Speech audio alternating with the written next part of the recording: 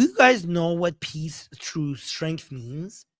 Peace through strength means no appeasement, no negotiating with terrorists.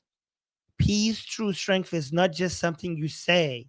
Peace through strength is demonstrated through military victories. You demonstrate to the people that threaten you that I do not talk to you. Okay? I eliminate you.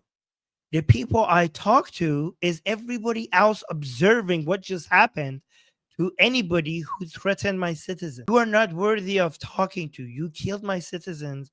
You die. The message is not to you.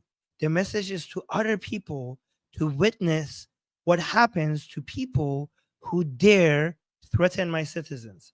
That's what peace through strength means. Hey, just to let you know, I go live on YouTube often, so search Atheist Republic on YouTube to find me.